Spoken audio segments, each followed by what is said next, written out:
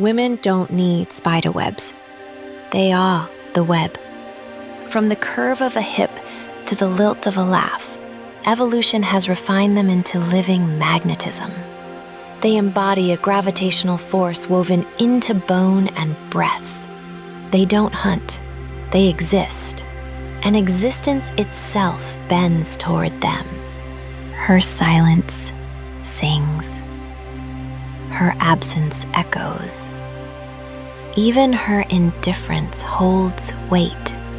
She is dopamine wrapped in skin, mystery cloaked in ritual, 1,000 generations of selective beauty aimed like an arrow at the heart of longing, not to trap, but to test, to reveal the depth of desire in those who orbit her. This allure bypasses logic. A single glance can change futures. A soft touch can dismantle walls. It is power both terrifying and divine, a holy fire promising transcendence. The world tries to label it seduction, charm, manipulation, but those are merely shadows cast by something far more ancient. She is the universe's answer to the void. Warmth whispered into a cold vacuum, a mirror showing not who you are, but who you could become in her light. And here lies the paradox. She is designed to attract, yet the force she wields is not hers to command. It simply exists, as fundamental as gravity, as inevitable as tide. She doesn't pursue, she pulls. And the world comes willingly, even if it burns.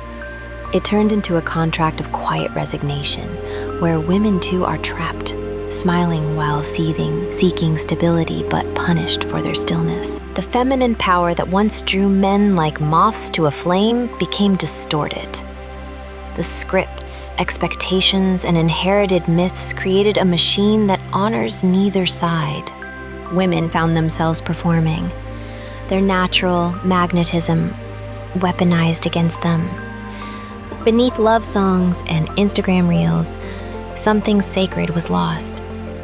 The authentic feminine, wild, intuitive, unapologetic, was buried beneath should and must. But the feminine remembers. She remembers the power that doesn't need to be pursued, only to be. She remembers the allure that doesn't need to trap, only to reveal.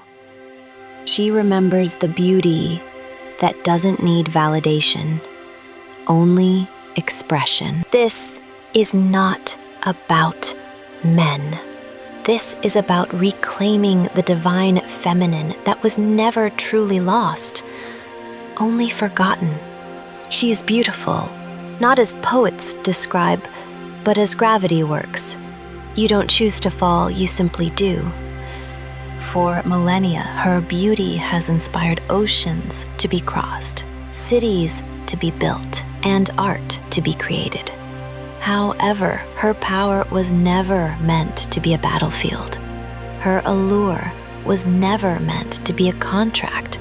The feminine is not a test to be passed or a riddle to be solved.